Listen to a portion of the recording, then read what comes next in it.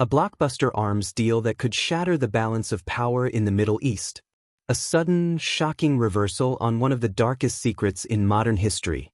And a massive military buildup that has the world asking, are we on the brink of another war? In a move that sent shockwaves through diplomatic and defense circles, President Trump announced his decision to authorize the sale of America's most advanced stealth fighter jet, the F-35, to Saudi Arabia. The timing was critical, coming just one day before the Saudi Crown Prince, Mohammed bin Salman, arrives at the White House for his first visit since the diplomatic deep freeze of 2018. Let's be clear from the outset. In this high-stakes negotiation, there is one clear winner, and his name is Mohammed bin Salman. This announcement was not merely a policy shift, it was a prearranged trophy, handed to the Crown Prince the moment he stepped onto American soil. While the White House talks of containing Iran, MBS has successfully acquired a weapon that grants him something far more valuable, unparalleled prestige and a decisive military advantage over every other power in the region, with the sole exception of Israel. Why is this such a seismic shift? For decades, the F-35 program has been the crown jewel of American air power, valued at nearly $100 million per jet, and sold almost exclusively to our closest, most vetted military allies, NATO members and a select few others. In the volatile Middle East, Israel has been the sole custodian of this devastating technology, a cornerstone of its military doctrine known as the Qualitative Military Edge, or QM. This guarantee ensures Israel can counter any threat from a coalition of its adversaries. But this deal, masterfully secured by Mohammed bin Salman, throws that decades-old guarantee into a shadow of doubt. The president frames this as a necessary step to bolster an ally against a common foe, Iran.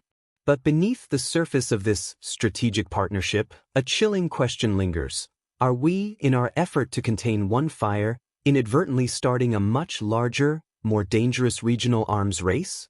The balance of power isn't just shifting, it's being fundamentally, and perhaps irrevocably, broken, and Mohammed bin Salman is the architect of this new, uncertain reality.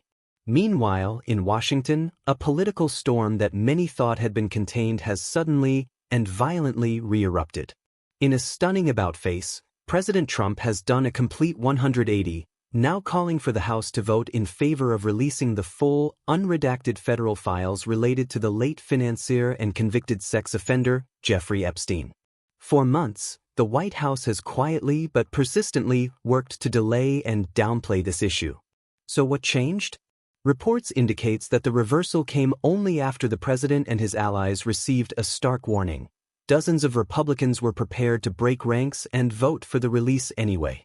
The motivation, according to sources inside the West Wing, was not a sudden thirst for transparency, but a cold political calculation.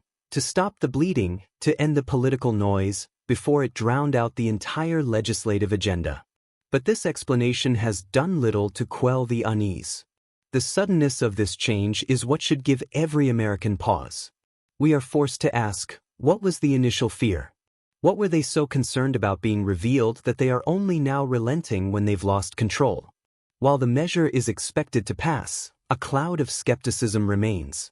Even if the president signs it, some experts we spoke to predict a grim, bureaucratic endgame. The Department of Justice could simply declare the files part of an active investigation, locking them away in a vault of procedure and secrecy indefinitely.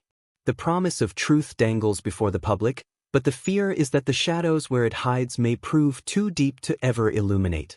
And if the fears in the Middle East and the corridors of power in Washington weren't enough, our gaze is pulled south, to the coast of Venezuela, where the drums of war are beating louder than they have in years.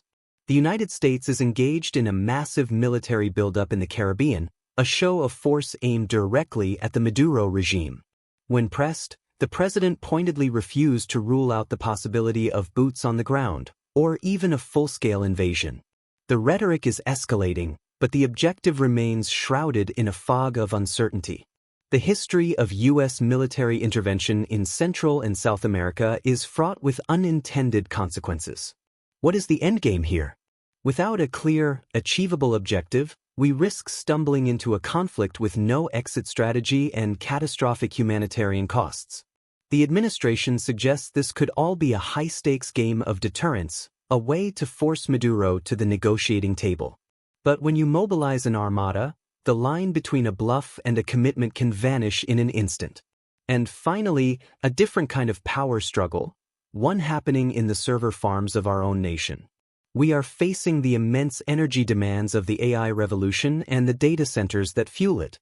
The hyperscale companies, the Amazons, the Metas, who are profiting from this boom must be the ones to bear the cost, not American consumers.